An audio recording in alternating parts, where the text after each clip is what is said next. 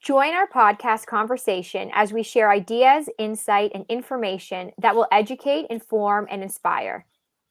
We will blend our knowledge of online safety and emotional awareness to help you better understand your child's online world and their emotional responses and well-being. Sarah, welcome to episode number 4. Thank you. We're rolling. We are. Number 4. Looking forward to it. I love what we have planned. It's so exciting. Mm-hmm. But I like the pace that we're going at. And one of the things I love is the ad lib approach we've taken to this. We have a topic and we just talk about it. We're not scripted. We're just live. Well, you're going to hear this recorded, but it's really live for us. It's just what we know. That's what it is. It's what we know. And we're going to talk about what we know. We're going to talk about it right now. So thank you for all the listeners. Today? We're talking about being your child's parent versus being their friend online.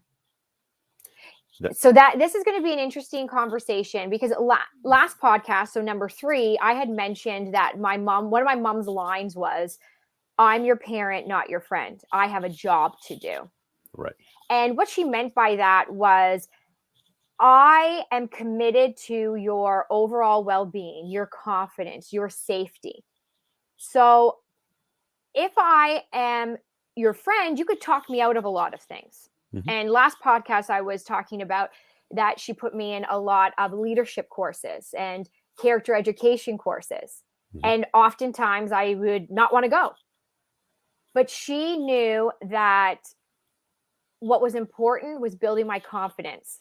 Because if you were listening you were, Paul, but if everyone was listening to podcast number 3, I was talking about when my parents got divorced, my self-esteem was going down. I was absorbing the emotions as opposed to knowing what to do with them. So she wanted to give me tools to do that. So her point was, when she said, "I'm your parent, not your friend," was, if I was your friend, I could be talked out of having you go to these leadership conferences and courses.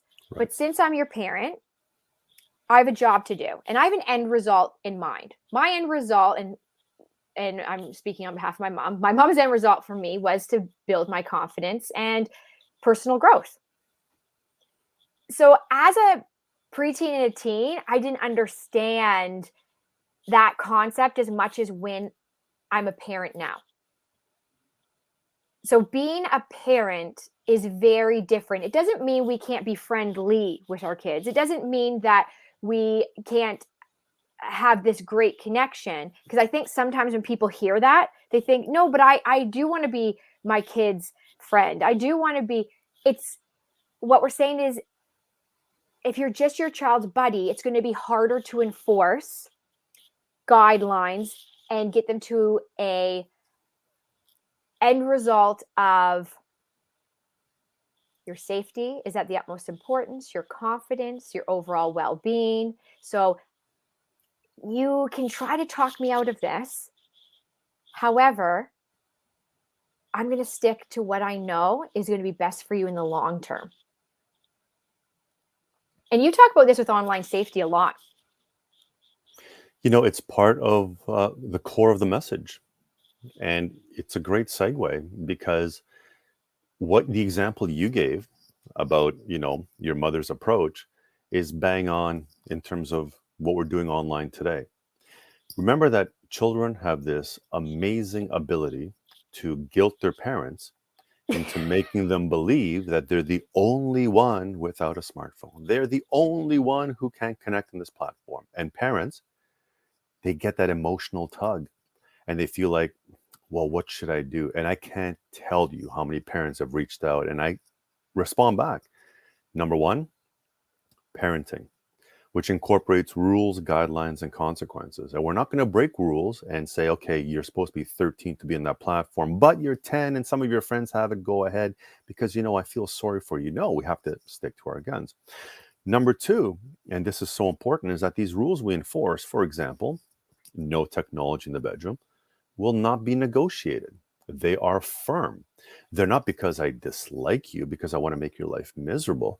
It's because I understand, after learning about, technology and some of the pitfalls, that you can use technology amazing in a safe way, in a common area of the home, but you're not taking your phone into your bedroom at 10 o'clock at night connected to internet while I'm sleeping. And the word no, Sarah, for some reason Mhm. people are afraid to use. It's actually a positive. Mhm. And it is our responsibility as a parent that when we say no, we don't feel guilt. Because then if we start saying, okay, you know what, maybe just on the weekend, we're breaking. And Mhm. kids, let's just be honest, they will see the break. They're good at that. And then they'll push for more and for more. And it takes one break, which a parent might say, okay, you know what? It's Saturday. Go ahead. You've been a good kid this week. Bring it to your room. And then, no, because it could be that one moment in the room that something goes wrong because of what they witnessed, how they've communicated, whatever the case is. But to your point, we have to be parents. Yes, Mhm. I know they will guilt us. I know they will tell us that they're the only ones.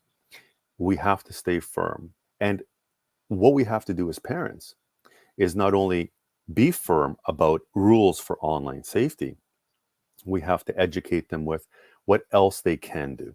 Because Mm. technology is amazing. It's letting Sarah and Paul connect right now to record something, Right.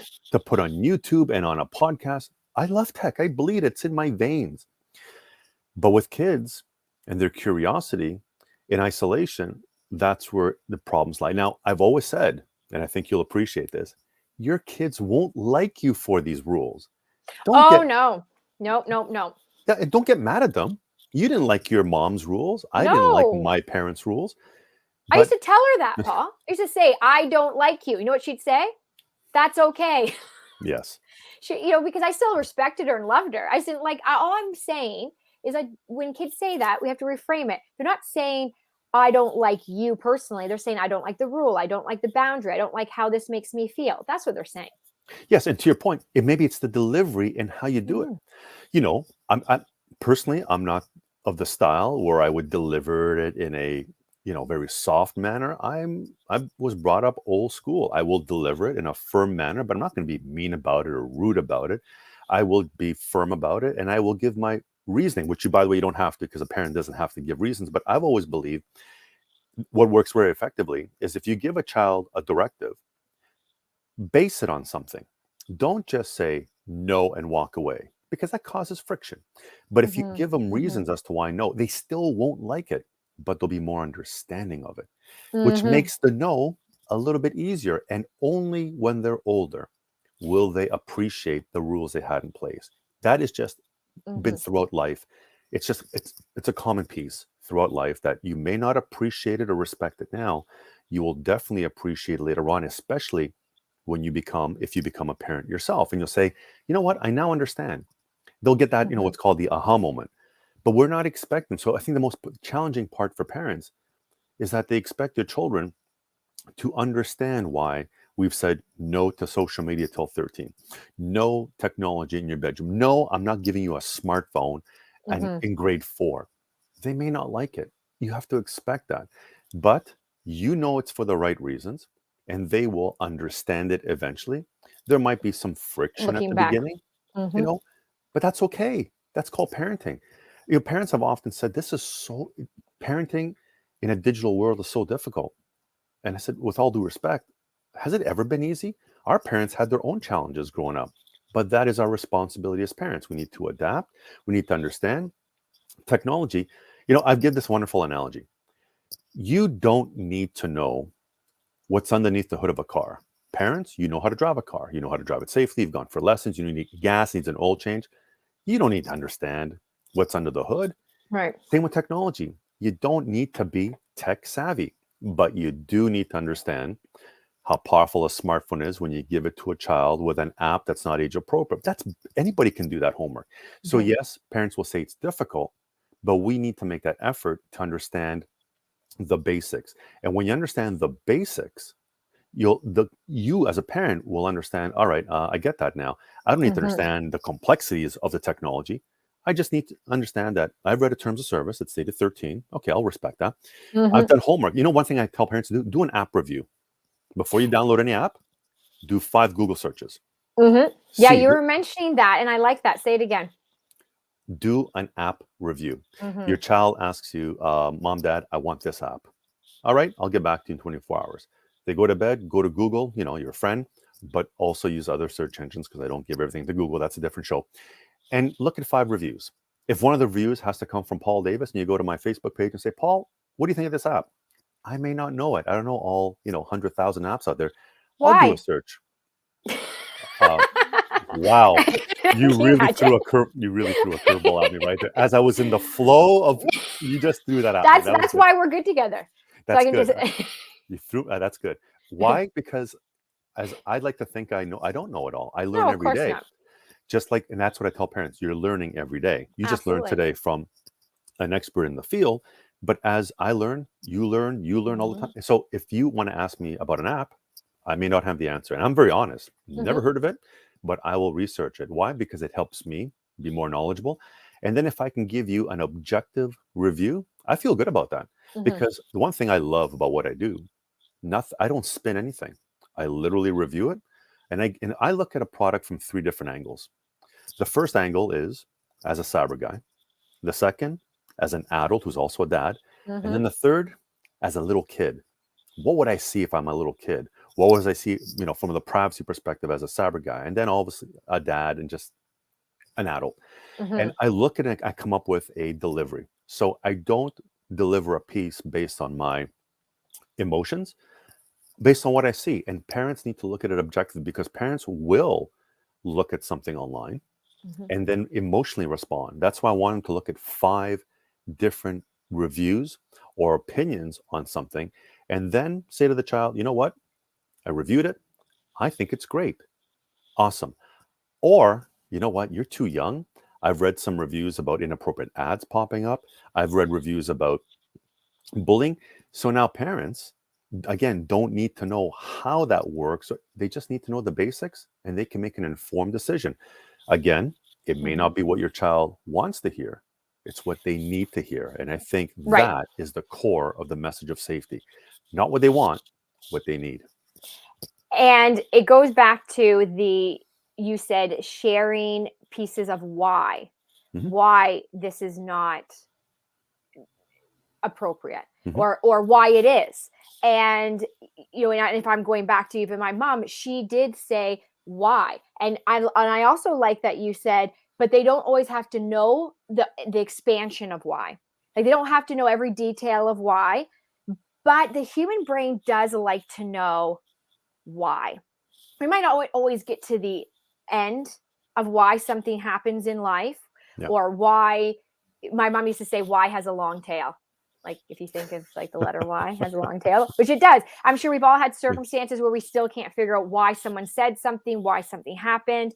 But since our brain does like to know why, we can share with our kids, well, this is why, because I did a review and like you said, inappropriate items pop up and they might say, but I can handle that. And then they'll try to talk you into it. But when we're being a parent, we're saying, no, my end result for my child is safety.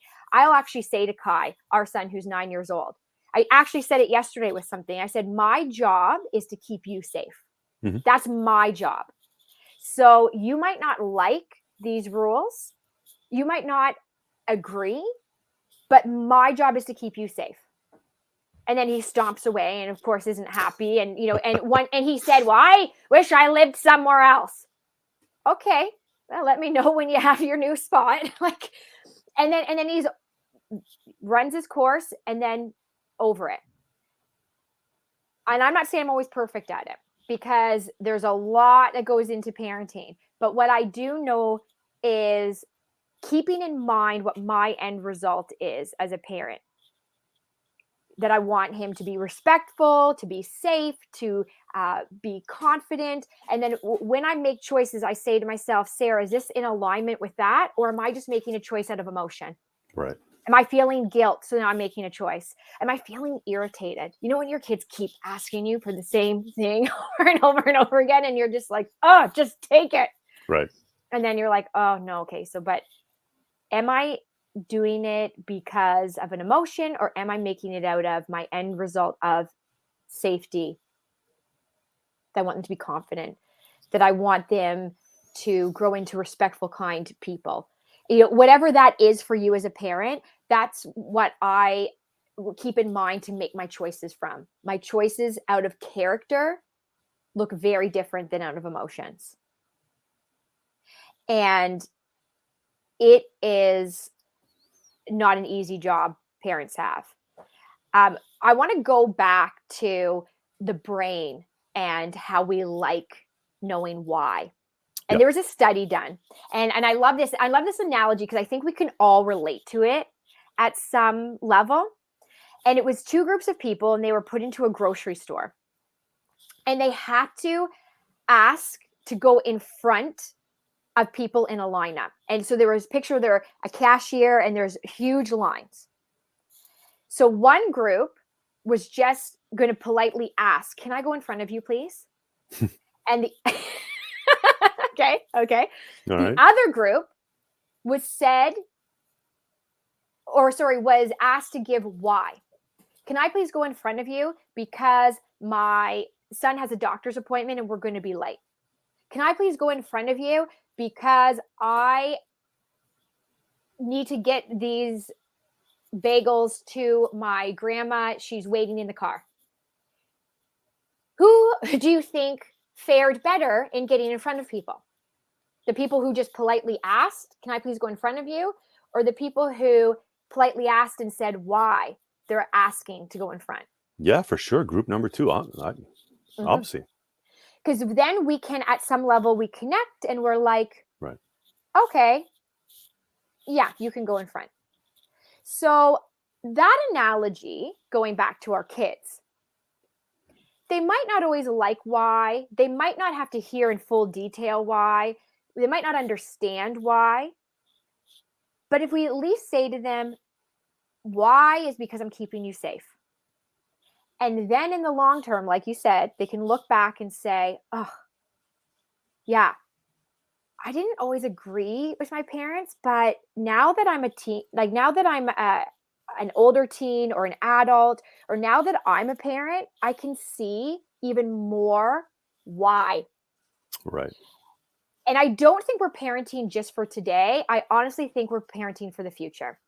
So the work we do today, the roots we plant today, the seeds, the watering of the seeds, is what takes even stronger roots in the future. So it's not about just raising resilient kids now, whether it's online or offline. It's we want them to grow into resilient adults. So those boundaries, those I'm going to keep you safe and you might not like it, but I'm your parent. I have a job to do. We're not going to reap the benefits now. It's going to be in the future. Right. It's all your kids like, thank you so much for not letting me go online and not letting me do this and that. No, Right. that will be in the future. You know, like maybe like the wedding speech. Okay. Yeah. Well, I'm not thinking that far ahead, but yeah. But that's the thing. We're in thankless work sometimes. And I do believe as parents that can be difficult because human beings love to be thanked, recognized, appreciated, seen, and heard. How many times have we wanted to say to our kids, do you know how hard it is to be a parent? Do you know what I do for you? Do you? Let's take a breath. And Paul, and everyone who's listening, now when you look back at your parents, did they do at least one thing for you that you probably didn't appreciate as a child, but now you can see differently? 1000%. I could pinpoint examples, which I won't in case my mom's going to listen to this.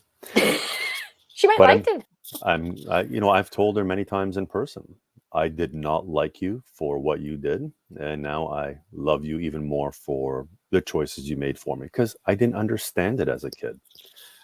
Hate is a very strong word. And I've used that a couple of times as a kid. I didn't know how strong the word hate was as a child. And now if I ever use it, I always say, by the way, I know this is a very strong word. There's a reason I'm going to use it though, but I try not to because it is a very powerful word. But I said that to my mom a couple of times. Yeah. And it's because I was so angry at what the situation that took place. But I'll tell you right now, objectively looking back, I love her even more for it. Why? Because it was the right choice. I just didn't understand it. And I know that our kids aren't understanding our boundaries of, Mhm. and do you know part of the reason, Sarah, is because a lot of parents, and some of you might be listening, are just saying yes, yes, yes, yes, without doing the homework. And that yes now influences another child whose parents are saying no because we've done the homework, and they feel like they're left out. They feel like they're marginalized, that they're excluded. It's not fair. So we need parents to be on the same page so that it's for the well being of our children. What I do is not skewed to take away anybody's fun. What I do is all in effort to make sure kids are safe online. Because, like I said Mhm. earlier, technology is amazing. They need to be in the right part of technology, Mhm. where that's where I talk in terms of grade 4, 5s, and 6s about where they should be and where they shouldn't be. And when I say where you shouldn't be, those are the no's that I'm expecting from parents to understand and say, okay, no to the kids, because they're hearing me tell them that's not a good idea, but I'm not your parent.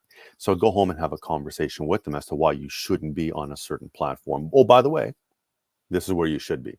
I'm going to give you resources after this presentation about where you should be, which is safe, educational, fun. So I'm trying to not justify, but to explain there's a reason Paul Davis, is saying no, but I'm also going to give you an option that later on, even though you're probably not liking the fact that I said no, Right. again, not negotiating, Sarah, but just saying, here's something else you can do.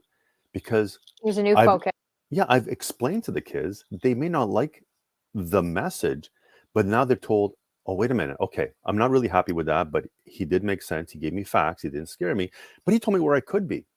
It's basically reshifting their mindset to understand what is safe out there and what can be beneficial, Mhm. educational, fun, entertaining, without going down the path of where they can get hurt. So they appreciate that, and I've Mhm. always appreciated, because let's just bring it to an adult perspective. Mhm. If I told you, oh, by the way, Sarah, don't download this app, just listen to me. You and I know each other, and I'm going to just throw this out on a limb. I'm pretty confident you probably say, yeah, okay, because I Mhm. would never want to mislead you. But you're a human, and I know you're probably going to say, you know what, I respect that. Paul, can you tell me why? Mhm. You just want to know, and Because my brain goes to why? Because it. Exactly. But I wouldn't do that to you. I would say, oh, by the way, Sarah, this app, not a good idea. Here's why.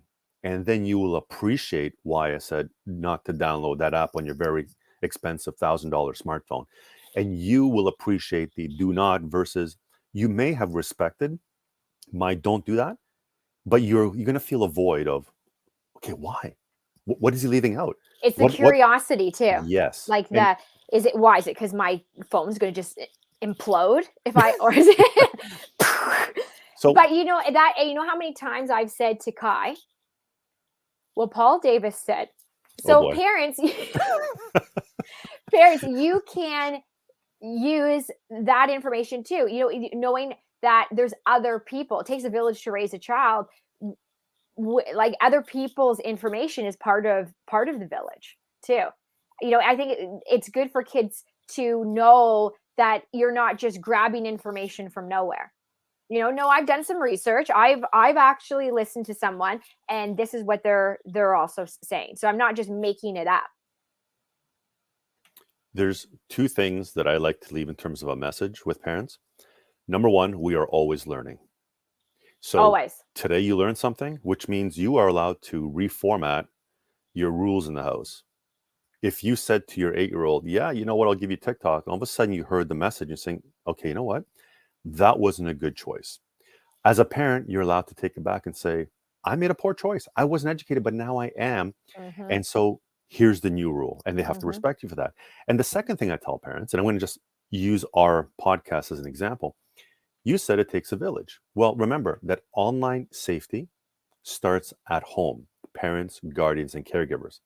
But you do have a support mechanism. So for the parents listening to our podcast, who is your support mechanism? It's Sara Westbrook, Paul Davis, teachers, principals, um, individuals at school, counselors, right? We are all there to support, but it starts at home. Because remember, in the morning when your kids wake up, they see you. Before you go to bed, they see you. You are their being. Mhm. We will help you when they're not at home, in school, listening Mhm. to our presentations. we will be there to support you, but it starts at home. So we want to support you, but it's time to be a parent, not their friend. And that is the most important thing that we can end with, because I know we're running out of time Mm-hmm. on this podcast, because that is the We core of always the do. message. We always run out of time. And to springboard off what you're saying is, let's remember, parents, we can always say to our children, we have a job to do. And my job is to keep you safe. Right. And I want to end with one piece of information years ago that a grade 7 student said to me. And this really hit me hard, especially now as a parent. She said, yeah, my parents, I can talk them into and out of anything. And I was like, oh, like what do you mean? She's like, well, like, say I get in trouble for something, or they say not to do something, or like I have a consequence. She's like, I can actually whine and complain so much that they'll just give in. And then I'll just be able to just do whatever it was that what was taken away. Right. And she said, so like, it just doesn't mean anything if they say no.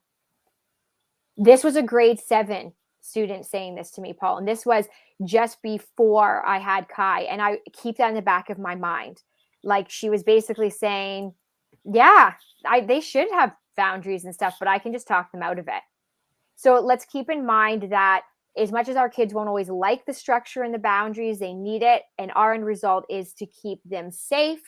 And it's about being absolutely fair, respectful, and kind, but that we still have a job to do. And we're not just parenting for today, but we're parenting for the future them. So they look back and they say, I didn't always agree with you. I didn't always like the choices you made in the moment, but now I really see why. Right.